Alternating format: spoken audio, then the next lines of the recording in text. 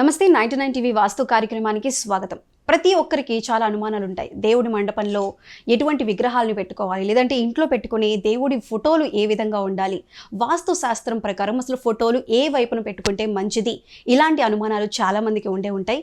అయితే ఇటువంటి అనుమానాలకి సంబంధించి మనకి సమాధానాలు తెలియజేయడానికి ఈరోజు మనతో పాటు ఉన్నారు వాస్తు పరిశోధకులు రామారావు గారు. వారితో మాట్లాడి మరిన్ని విషయాలు తెలుసుకుందాం. నమస్కారం గురువు గారు. ఓం శ్రీ విఘ్నేశ్వరాయ నమః. శ్రీ కనకదుర్గా మాతా శరణం. ఓం మాతా పితృలకు నమస్కారం. అమ్మ, ఈరోజు మన వాస్తు కార్యక్రమంలో మనం పూజ విధానం అంటే ఎన్ని రకాలుగా చేస్తున్నారు. వాళ్ళు పూజ చేసేసి వెళ్ళిపోయి మనకు దేవుడు కరుణించేసాడు, మనకు వచ్చేస్తుంది ధనము ధాన్యం, అబ్బో కీర్తి ప్రతిష్టలు వస్తాయని అనుకుంటున్నారు. కానీ వాళ్ళు చేసే పూజలోనూ తప్పులు వాళ్ళకి తెలియట్లేదు. వాళ్ళు చాలా తప్పులు చేస్తున్నారు. అంచేత మనం ఆ విధమైనటువంటి కార్యక్రమం ఈరోజు మన ప్రేక్షకులకు తెలియజేద్దాం. గురుగారు, ముఖ్యంగా ప్రతి ఒక్కరూ ఇంట్లో దేవుని మండపంలో పెట్టుకునే విగ్రహాలు, ఎటువంటి విగ్రహాలు పెట్టుకోవాలనే అనుమానాలు చాలా మందికి ఉంటాయి. అటువంటి వారికి మీరు ఇచ్చే సలహా ఏంటండి? దేవుడు మందిరంలో విగ్రహాలు అంటే అమ్మా, అసలు విగ్రహాలు అనేవి నిషిద్ధం. అసలు లెక్క ప్రకారంగా నిషిద్ధం, కానీ నిషిద్ధం కాదు. ఎలా అంటే విగ్రహాన్ని పెట్టుకోవచ్చు. చాలామంది ఏం చేస్తారంటే అందంగా ఉంటాయని చెప్పి కొని తెచ్చుకుని ఈ సైజు, ఇంత సైజు ఫోటోలు లేకపోతే ఇంత సైజు విగ్రహాలు చక్కగా పెట్టుకుని అమర్చుకొని దీపారాధన చేసి అవి చేసి చక్కగా చేస్తూ ఉంటారు. అయితే విగ్రహాలు అనేవి పూజా మందిరంలో ఎంత విగ్రహం ఉండాలి, దాని సైజు ఎంత ఉండాలి అనేటటువంటి పాయింట్ వచ్చేటప్పటికి ఆ ఇంటి యజమాని ఉంటాడు కదా, ఆ ఇంటి యజమాని బొటన వేలు ఎంత ఉంటుంది, ఇంతకంటే ఎక్కువ ఎత్తు విగ్రహం ఉండకూడదు పూజలో. ఎట్టి పరిస్థితుల్లో కూడా ఇంతే ఉండాలన్నమాట. ఈ బొటన వేలంతా అది ఉంచి నువ్వు ఎన్ని విగ్రహాలనే పెట్టుకో. అమ్మవారిది పెట్టుకో. అంటే అమ్మవారు అంటే రౌద్రంగా ఉన్నాయి కాదు, దుర్గమ్మ గారు కానీ లక్ష్మీదేవి, ఇవన్నీ ఇట్లాంటివన్నీ చక్కగా పెట్టుకోవచ్చు. అందులో ఇంకా రకరకాలకి పెట్టుకోవచ్చు. కానీ ఎట్టి పరిస్థితి చాలామంది ఏం చేస్తున్నారంటే ఈ మధ్య పెద్ద పెద్ద విగ్రహాలు తెచ్చి ఆ స్వామికి హారతులు ఇచ్చి ఇట్లా ఇచ్చి రకరకాలుగా చేసి, కానీ కొన్ని అభ్యంతరకరమైనటువంటి ఫోటోలు కూడా పెట్టేస్తున్నారు. అందులో ఏదో మన అమ్మవారు కొంచెం ఉగ్ర రూపంలో ఉన్నటువంటివి కూడా పెడుతున్నారు. అంటే వాళ్ళకి తెలియక చేసే పనులు అనమాట.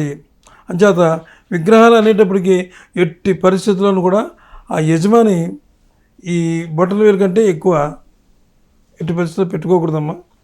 అది అంతకంటే అదే సైజు మెయింటైన్ చేయాలి. తర్వాత పూజ వాళ్ళ యొక్క తోచినటువంటి వాళ్ళకి అంటే శక్తి కొలది. కొంతమంది చాలా బ్రహ్మాండంగా చేస్తారు, వైభవంగా. కొంతమంది ఉన్న దాంట్లోనే చేసుకుంటారు. అట్లా చేసుకోవచ్చమ్మా. కానీ విగ్రహాలు మాత్రం చిన్నవి పెట్టుకోవాలన్నమాట. అంటే ఇప్పుడు గురువుగారు, ముఖ్యంగా లక్ష్మీదేవికి సంబంధించి ఉగ్ర రూపాలు పెట్టకూడదు అంటున్నారు కదా, మరి అమ్మవారి కృపా కటాక్షాలు మనం పొందాలి అనుకుంటే లక్ష్మీదేవి ఎటువంటి విగ్రహాలు పెడితే మంచిదంటారు ఇంట్లో? అంటే అమ్మా, లక్ష్మీదేవికి ఉగ్ర రూపం అనే ఫోటోలు లేవు. అంటే అమ్మవారికి దుర్గామాతకు ఉన్నాయి, ఆవిడ కూడా స్వామి రూపంలో ఉన్నాయి. అదేవిధంగా ఇంకా సరస్వతీదేవి అంటే ఆవిడ ఎప్పుడు చల్లని చూపులతో ఎప్పుడు చక్కగా నవ్వుతూనే ఉంటుంది. అంటే ముగ్గురమ్మలు కూడా నవ్వుతూనే ఉంటారు. అయితే లక్ష్మీదేవి ఫోటో అనేటప్పటికి నిలబడి ఉన్నటువంటి లక్ష్మీదేవి ఫోటో పెట్టుకోకూడదు. అసలు ఇంట్లోనే పెట్టుకోకూడదు అది. ఎందుకంటే లక్ష్మీదేవి చంచలమైనటువంటి బుద్ధి ఆమెదే. అంటే చంచలం అంటే ఇంకొక రకంగా మనం అర్థం చేసుకోకూడదు. ఆ తల్లిని బాగా కొలుచుకుంటే, ఆవిడకి సంతృప్తిగా ఉంటే ఆ ఇంట్లోనే కొలువు ఉంటుంది. 10 రూపాయలతో ఉన్న 10 రూపాయలు కూలికి అంటే 10 అంటే 10 కాదు, ఈ రోజుల్లో బదులు లేవు. ఒక 1000 రూపాయలు కూలి తెచ్చుకుని ఉన్నవాడికి వాడిని కోటీశ్వరుని చేస్తుంది అది. అంటే ఆవిడకి చక్కగా ఉన్న నైవేద్యం విషయంలో కూడా చిన్న ఏమక్కర్లేదు, పట్టిక బెల్లం అలా పెట్టి అందులో కొంచెం అలాగా కొద్దిగా నీళ్ళు చొక్కేసి తల్లికి నైవేద్యం పెట్టి చేస్తే, అంటే నిష్ఠగా చేయాలి. పూజ చేస్తున్నప్పుడు ఇలా చూసి ఆ కుర్రాడేడి మరి వాడు ఏం చేస్తున్నాడు. చాలామంది ఏం చేస్తారంటే కొంచెం పూజ చేస్తారు, వాడు వెళ్ళాడా స్కూల్కి, ఇంకాను వెళ్ళలేదా, చూడాడు పని చూడు, ఓం నమ శివాయ అంటాడు. మళ్ళీ అమ్మాయి రాలేదు ఇంకాను, ఏం చేస్తుంది? ఇట్లా కాదు, అది ఆ ఏకాగ్రత. స్వామి ఏ స్వామిని అయితే మీరు కొలుచుకోండి, అమ్మవారిని కొలుచుకోండి, ఆ స్వామి యొక్క ఏకాగ్రత ఎట్టి పరిస్థితుల్లోనూ కూడా ఆ ఏకాగ్రత అంటే ఎంతసేపు చేస్తే చాలామంది ఎక్కువసేపు చేస్తుంటారు పూజలు. కొంతమంది మామూలుగానే ఏదో శుక్లాంబరధరం విష్ణు శశివర్ణం చతుర్భుజ ప్రసన్న జయచ్చ అని అనుకుని తర్వాత ఆ స్వామికి మొక్కుకుంటారు. అది వాళ్ళకి సరిపోయే పూజ, ఎంతవరకు చేసుకుంటే అంతవరకు చేసుకుంటారు. అయితే నిష్ఠగా పూజ చేస్తూ ఆ నిష్ఠ తప్పకుండా చేసింది 2 నిమిషాలే కావచ్చు, లేచిపోవచ్చు, పర్వాలేదు. ఆ విధంగా చేసుకుంటే మాత్రం అయితే లక్ష్మీదేవి ఫోటో మాత్రం నిలబడి ఉన్నది పెట్టుకోకూడదు, నిలబడి ఉన్నది పెట్టుకోకూడదు. పైగా ఇంకొక విషయం ఏంటంటే చాలామంది ఇంటి పైన గుమ్మం పైన లక్ష్మీదేవి ఫోటో పెడతారు, నిలబడి ఉన్న లక్ష్మీదేవి పెడతారు. నిలబడి ఉన్న లక్ష్మీదేవి వాళ్ళకి తెలీదు నిలబడి లక్ష్మీదేవి ఉంటుంది. నిలబడి ఉన్న లక్ష్మీదేవి ఎప్పుడైతే పెడతారో ఆ తల్లి బయటకు చూస్తుంటుంది. సరే నాకు నేనంటే వీళ్ళకి ఇష్టం లేదు, అందుకే నన్ను బయట పడేశారు, వెళ్ళిపోమని చెప్పి నిలబెట్టేశారని చెప్పి ఆవిడ ఉండదు, వెళ్ళిపోతుంది.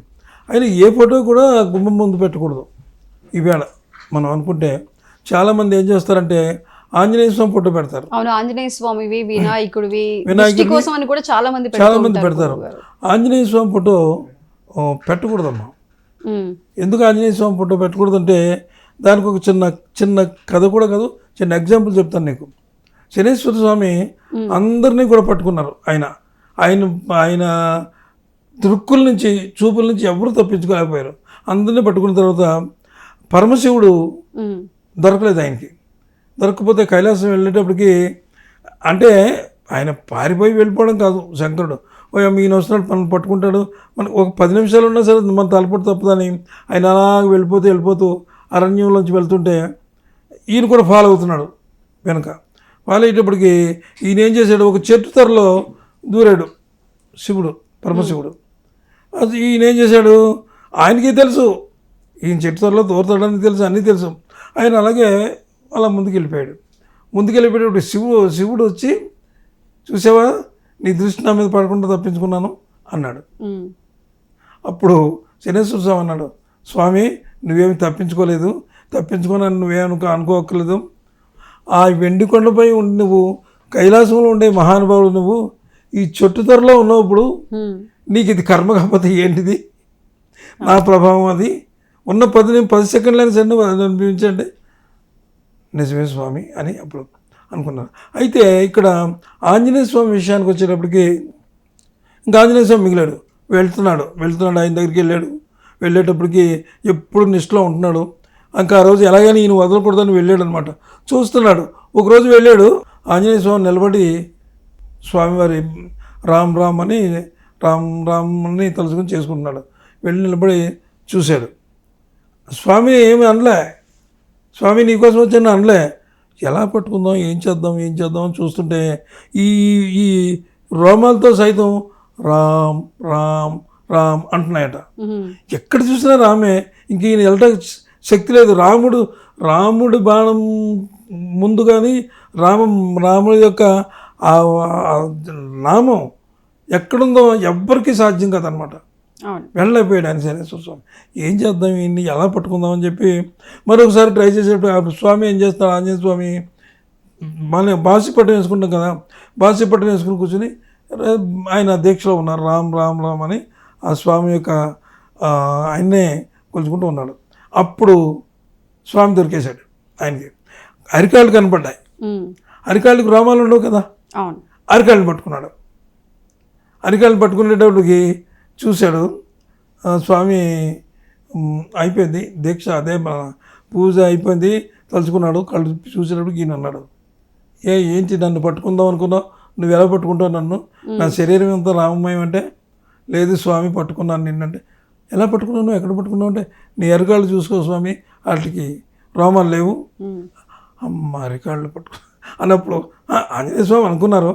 అందుచేత ఎప్పుడైతే మనం ఈ మన గడప పైన స్వామిని పెట్టుకుంటాం, ఆంజనేయ స్వామిని, ఆ అరికాల్లో ఉంటారు ఆయన. అరికాలు దాటి మనం వెళ్తాం, దాటి వస్తాం. అంచేత అరికాళ్ళ నుంచే మనం వచ్చేది మనకి మంచిది కాదు. అవును. వినాయకుడిని పెట్టుకోవచ్చు, పెట్టుకోవడం వల్ల ఉంటే కొంచెం లాభమే ఉండొచ్చు కానీ నష్టం లేదు. కానీ ఆంజనేయ స్వామి మాత్రం పక్కన పెట్టుకోకూడదు. ఇంకొక విషయం ఏంటంటే మనం బయటకు వెళ్ళేటప్పుడు ఇలా గుమ్మం ఉంది కదా, ఈ గుమ్మం లోపల ఆంజనేయ స్వామి ఫోటో కాకుండా విఘ్నేశ్వరుడు ఫోటో పెట్టుకోవాలి. లోపల వైపు లోపల మనం బయటకు వెళ్ళేటప్పుడు లోపల విఘ్నేశ్వర స్వామి ఫోటో ఒకటిని, ఇంకొకటి ఏంటంటే రెండవది కామధేనువులు అందరూ ఉంటారు దేవుళ్ళు. అది కానీ పెట్టుకుని బయటికి వెళ్ళేటప్పుడు ఎడమకాలు బయట పెట్టాలి. ఇంట్లోంచి వెళ్ళేటప్పుడు ఎడమకాలు బయట పెట్టి వెళ్ళాలి. లోపలికి వచ్చేటప్పుడు కుడికాలు బయట పెట్టుకుని కుడికాలు ఇంట్లో పెట్టుకుని మనం రావాలి. గురుగారు, మనం ఇంట్లో చాలా మందివి అయితే ఫ్యామిలీ ఫోటోలు పెట్టుకుంటాం, లేదు అంటే దేవుళ్ళ ఫోటోలను ఎక్కువ పెట్టుకుంటాం. కాకపోతే ఇప్పుడు కొంతమంది వాస్తు ప్రకారం కానీ లేదంటే ఆర్థికంగా నిలబడాలంటే కూడా 7 గుర్రాల ఫోటో కానీ లేదంటే గుర్రం ఉన్న ఫోటో కానీ పెట్టుకోవాలని చెప్పి చాలా మంది చెబుతున్నారు. అసలు నిజంగా గుర్రాల ఫోటోలు ఇంట్లో పెట్టుకోవచ్చు అంటారా అండి? అది గుర్రాల ఫోటో అంటే అమ్మా 7 గుర్రాలు ఉన్న ఫోటో అంటే ఈ మధ్య కొంతమంది ఇళ్లలోకి తెచ్చారు దాన్ని. కానీ వ్యాపార సంస్థల్లో చాలా చోట్ల ఉంటాయి ఇవి 7 గుర్రాలు. అంటే పెద్ద పెద్ద షాపింగ్ మాల్స్లో కానీ లేకపోతే మంచి అదే వాణిజ్య ప్రదేశాలు కానీ ఉంటాయి. 7 గుర్రాల ఫోటో అది అదృష్టానికి చిహ్నం అన్నమాట. చాలా అభివృద్ధిలోకి వస్తారు ఆ ఫోటో ఉంటే. చాలా అద్భుతమైనటువంటి ఫలితాలు కూడా ఉన్నాయి. వాస్తురీత్యా కూడా అది మంచిది. 7 గుర్రాలు ఎలా ఉండాలి అంటే ఇప్పుడు 7 గుర్రాల ఫోటో బయటే అనుకున్నాం మనం ఇంట్లోకి తెచ్చి పెట్టుకుంటాం. 7 గుర్రాల ఫోటో తెల్ల గుర్రాలు ఉండాలి, తెల్లగా ఉండాలి, పాలవర్ణంలో ఉండాలి గుర్రాలు. కొన్ని నల్లవి ఉంటాయి, నల్లవి కొంచెం ఎరుపు రంగులో కూడా చెప్తున్నా, తెల్లగానే ఉండాలి. ఎరుపు రంగులో ఉంటాయి, కొన్ని మచ్చలు ఉంటాయి, కొన్ని ఈ జీన్స్ ఉంటాయి చూడు వేసుకుంటే గుర్రం మీద అలాంటివి ఉంటాయి. అలాంటివి కూడా దొరుకుతాయి కానీ అవి ఏమీ తీసుకురాకూడదు. ఎట్టి పరిస్థితుల్లోనూ కూడా తెల్లగా అంటే మల్లెపువ్వులా ఉండేటటువంటి గుర్రాల ఫోటోలు దొరుకుతాయి. తెచ్చుకుని చక్కగా ఇంట్లో పెట్టుకోవచ్చు. అవి ఎక్కడ పెట్టుకోవాలంటే ఉత్తరంలో పెట్టుకోవాలి, ఉత్తర దిశలో పెట్టుకోవాలి, తూర్పు దిశలో పెట్టుకోవాలి.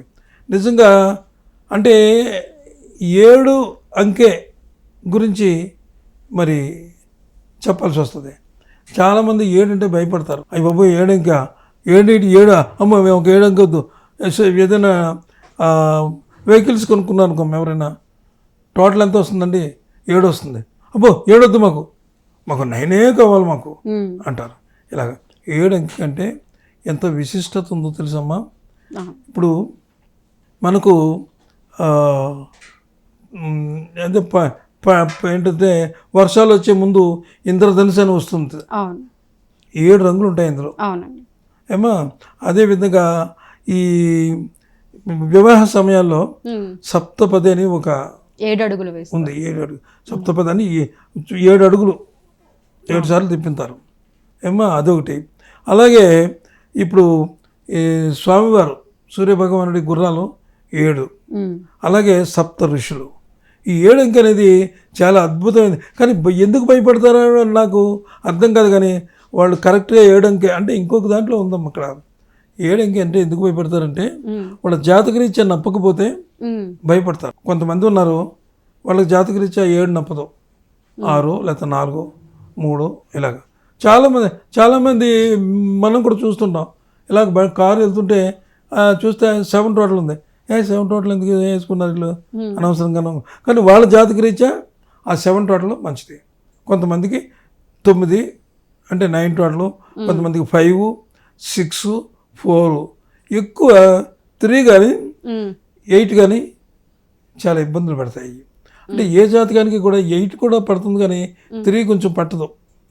అంటే జాతకరీత్యా ఎందుకంటే ఏ జాతకైనా పడుతుంది. ఇది 9 కానీ 9, 5, 4, 6 8 కానీ పడుతుంది. అంటే ఆ 5 కూడా మంచి అంకెలు మంచి అనమాట. అవి అంచేత సప్తపది అంటే 7 అంకెకి అంత పవర్ ఉందమ్మా. అది గురువుగారు, మనం అంటే ఇప్పుడు మీరు అన్నట్టు ఈ గుర్రాల ఫోటోనే కాకుండా ఇంట్లోకి అదృష్టం రావాలంటే ఇంకా వేరే ఏ ఫోటోలు పెట్టుకోవచ్చు అంటారు? పెట్టుకోవచ్చమ్మా. అంటే మనం సాధారణంగా ఎప్పుడు కూడా లక్ష్మీదేవి ఫోటో ఏమో ఇక్కడ పెట్టుకుంటాం, మన ఉత్తరంలో పెట్టుకుంటాం. అలాగే పూజలో కూడా ఆల్రెడీ మనకు లక్ష్మీదేవి ఉంటుంది. అంటే హిందువుల విషయం నేను చెప్తాను. అంటే కొంతమంది ముస్లిమ్స్ ఉంటారు, కొంతమంది ఏమో ఈ క్రిస్టియన్ సోదరులు ఉంటారు. వాళ్ళు పద్ధతులు వేరు, వాళ్ళు సిలువ అని ప్రభు అని లేకపోతే అలా ఉంటుంది. నేను హిందువుల విషయం ఇప్పుడు నేను చెప్పేది నీకు. హిందువులు అంటే మంచి మంచి ఫోటోలు పెట్టుకుంటారు, లక్ష్మీదేవి అవన్నీ ఉంటారు. ఈ లక్ష్మీదేవి ఫోటో మనం కుబేర స్థానం కదా ఉత్తరం, అక్కడ పెట్టుకోవచ్చు. కానీ ఆ కుబేర స్థానంలో లక్ష్మీదేవి పెట్టుకుంటాం. ఇంకొక విషయం ఏంటంటే ఇక్కడ పడమరలో వెంకటేశ్వర స్వామి అలువేలుమంగ తాయారు, అంటే అమ్మవారు ఆయన అమ్మవారితో ఉంటాడే వెంకటేశ్వర స్వామి, ఆ ఫోటో పడమరలో పెట్టుకుంటే చాలా గొప్ప అదృష్టం అమ్మ.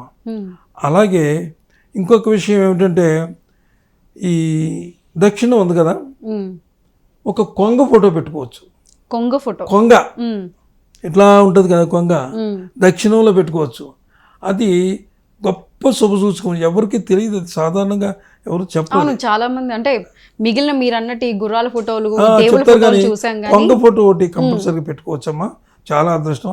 అలాగే దక్షిణంలో గరుత్మంతుడు అంటే విష్ణు, శ్రీ మహావిష్ణు యొక్క ఆయన వాహనం కదా, ఆయన ఫోటో కూడా పెట్టుకోవచ్చు. అలాగే ఇంకా ఉన్నాయి ఇలాంటి వీటిని బట్టి నైరుతిలో కూడా పెట్టుకోవచ్చు, అక్కడ సంబంధించినవి. ఇలాగ ఈ కొంగ ఫోటోలు 8.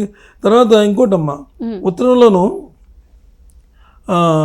ఉత్తరంలోనూ పెట్టుకోవచ్చు, లేదా నైరుతిలో పెట్టుకోవచ్చు.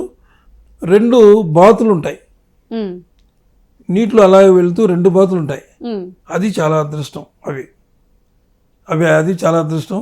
అలాగే మనం ఇంకొక విషయం గుర్తుంచుకోవాలమ్మా, ఇంట్లోంచి లోపల మనం ఇక్కడ విఘ్నేశ్వరుడు ఫోటో పెట్టుకున్నాం, బయటికి వెళ్ళాం, లోపలికి వచ్చాం. లోపలికి మన ఇంటికి వచ్చేటప్పటికి ఇంటికి కరెక్ట్గా గుమ్మం ఎదుర్కొంటే ఏం ఫోటో ఉండాలి? ఇలా వచ్చాం, మనకు చూసాం, మన గోడ చూసుకున్నాం, అక్కడ ఏ ఫోటో ఉండాలి? విఘ్నేశ్వరుడు ఫోటో ఉండాలి. విఘ్నేశ్వరుడు ఫోటో ఉంటే అది నెగిటివ్ మనకి రాకుండా, నెగిటివ్ సెంటెన్స్ రాకుండా పంపించేస్తాం బయటికి. స్వామివారి పవర్ అంతా నీకు మనం ఇదివరకు ఎపిసోడ్లో చెప్పుకున్నాం. మనం మద్రాసులో ఎంత వీధి పోట్లు ఉంటే విఘ్నేశ్వరుడు విగ్రహం, మనం ఇంతకు ముందు ఎపిసోడ్లో మనం చెప్పుకున్నాం ఏమా. ఆ విధంగా కూడా ఆ ఫోటోలు ఖచ్చితంగా పెట్టుకోవాలి.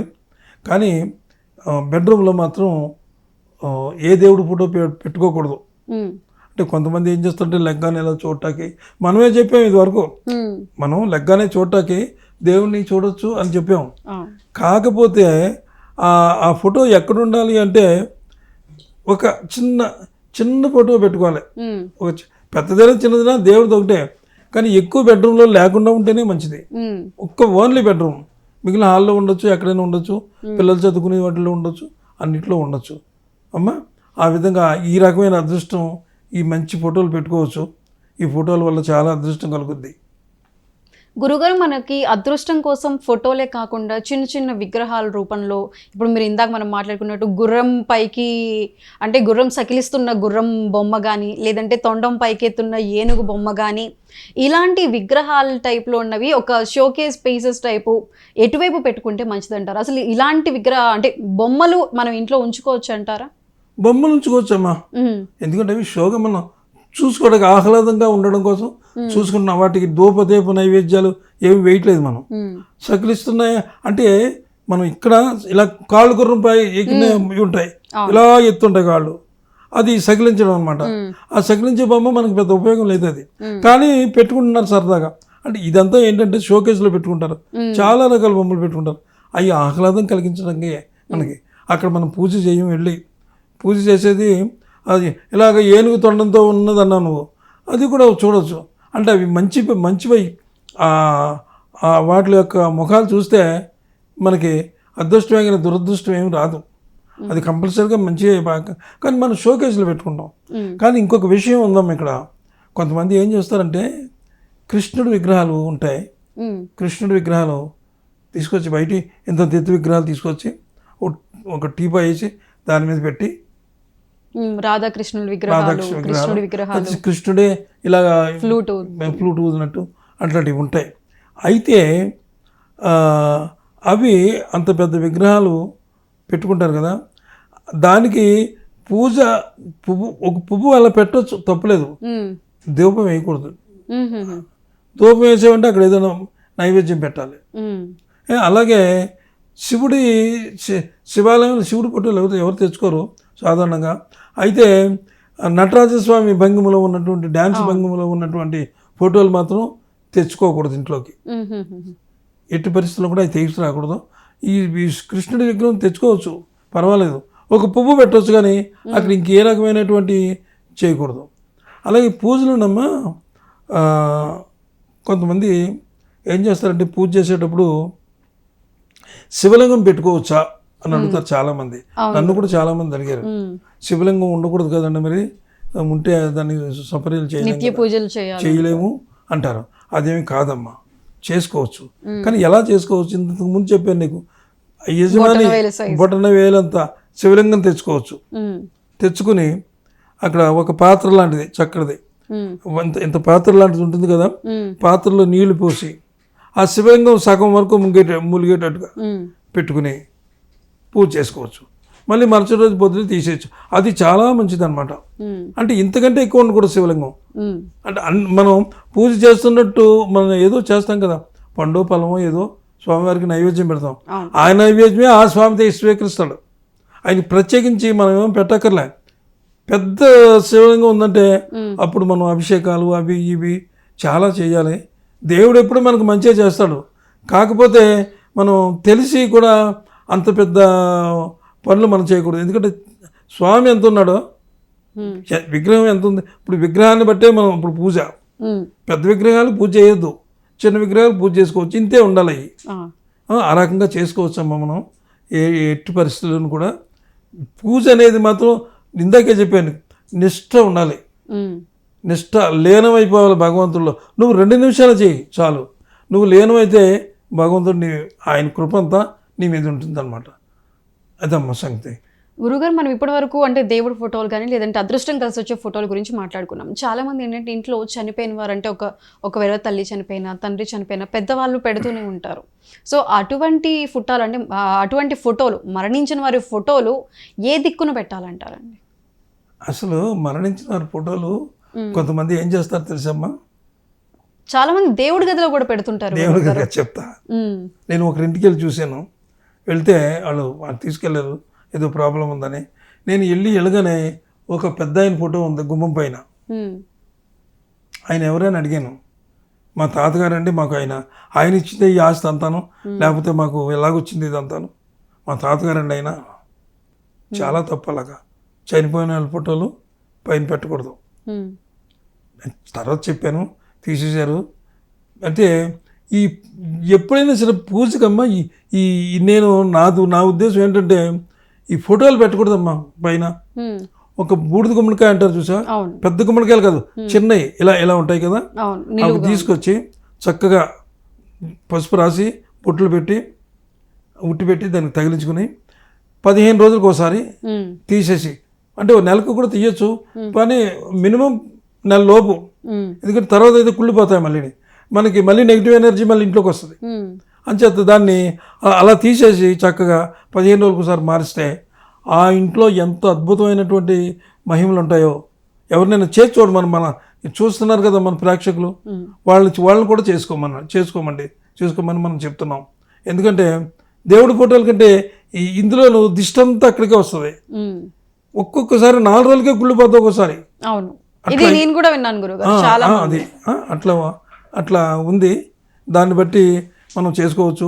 అయితే చనిపోయిన వాళ్ళ ఫోటోలు ఏ దిక్కున పెట్టాలనేది అడిగావు కదా, ఎప్పుడు కూడా దక్షిణ దిక్కులో పెట్టాలి.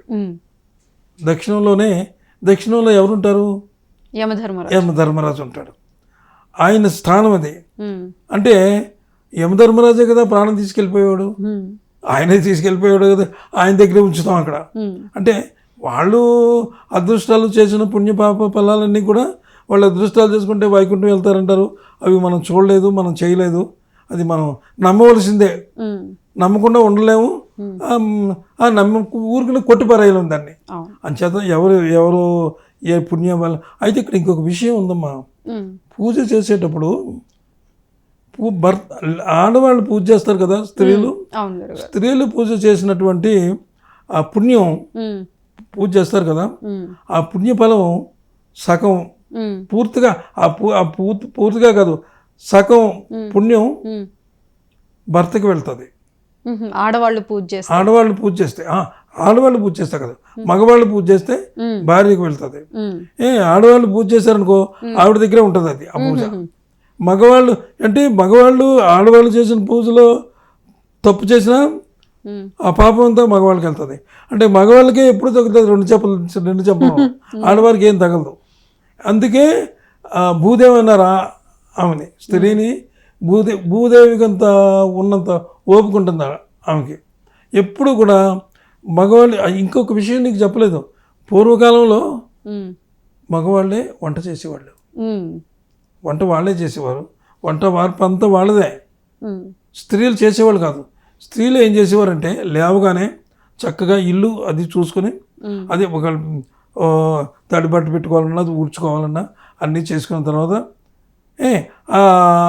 ఏం చేసేవారు, బయట ముగ్గులు కూడా పెట్టేవారట. మన పురాణాల్లో ఉంది, బాగా లోపలికి వెళ్తే అది తెలిసేది.